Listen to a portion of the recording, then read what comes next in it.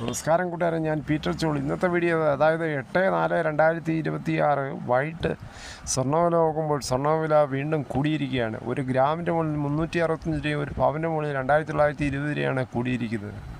വമ്പൻ സ്വർണ്ണവില വർധനവ്. അതേസമയം റബ്ബർ വില വീണ്ടും കൂടിയിരിക്കുകയാണ്, കുതിച്ചു ചാടുകയാണ് റബ്ബർ വില. കാരണം ആഗോളതലത്തിൽ പെട്രോളിൻ്റെ വിലയൊക്കെ കൂടുന്നത് കൊണ്ട് സ്വാഭാവിക റബ്ബറിൻ്റെയൊക്കെ വില കൂടിയാതെ റബ്ബർ വില കിട്ടാനുമില്ല. കാര്യം പ്ലാസ്റ്റിക് ഐറ്റങ്ങളൊക്കെ മിക്ക കടകളിലും വില കൂടിക്കൊണ്ടിരിക്കുകയാണ്. അതുകൊണ്ട് റബ്ബർ വില വീണ്ടും കൂടാനുള്ള സാധ്യത കൂടുതലാണ്.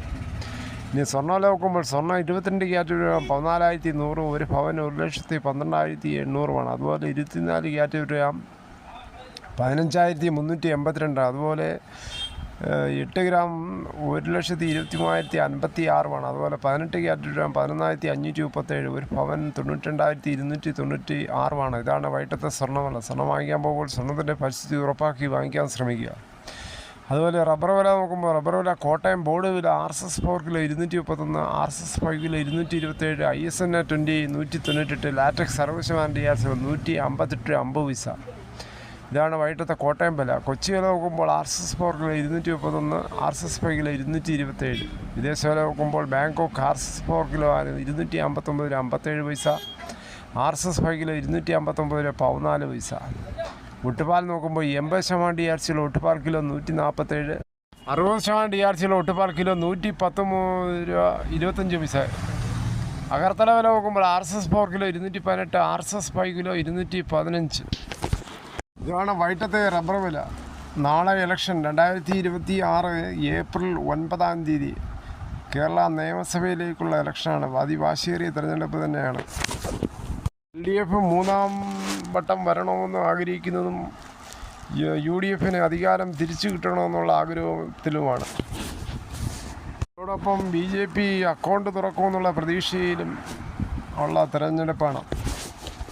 മുന്നണികൾ പ്രകടന പത്രികയിൽ പറഞ്ഞിട്ടുണ്ട് റബ്ബറിന് താങ്ങുവില 300. അതേസമയം ക്ഷേമ പെൻഷനുകൾ 62,000 ലക്ഷം പേർക്ക് കൊടുക്കുന്ന ക്ഷേമ പെൻഷൻ 3,000 മാസം തോറും കൊടുക്കുന്നുള്ള പ്രകടന പത്രികയിലാണ് പറഞ്ഞിരിക്കുന്നത്. മുമ്പ് 2,000 വരെ ഇപ്പോൾ കൊടുത്തുകൊണ്ടിരിക്കുകയാണ്. കുടിശ്ശികയില്ലാതെ കയ്യിൽ കിട്ടി. ഈ മാസം 2 ഗഡുക്കളാണ് ഓരോ കൈകളിൽ എത്തിയത്, അതായത് 4,000 രൂപ. അവർ വളരെ സന്തോഷം. ചിലവർ അടിച്ചു പൊട്ടിച്ച് ജീവിതം മുന്നേറി. അങ്ങനെ 60 വയസ്സ് കഴിയുമ്പോൾ കിട്ടുന്ന ഒരു ആശ്വാസം തന്നെയാണ് ക്ഷേമ പെൻഷൻ 2,000 രൂപ. ഇപ്പോൾ ജയിച്ചു വരുന്ന അടുത്ത മുന്നണി 3,000 രൂപ ആക്കുമെന്നതാണ് പ്രകടന പത്രികയിൽ പറയുന്നത്. നാളെ നടക്കുന്ന ജനാധിപത്യ പ്രക്രിയയിൽ നമുക്കും പങ്കെടുക്കാം. അതിനായി ഒറിജിനൽ കാർഡുമായിട്ട് പോവുക. ആധാറോ ID കാർഡോ പാസ്പോർട്ടോ ബാങ്ക് ഫോട്ടോ പതിപ്പിച്ച പാസ്ബുക്കോ മറ്റും.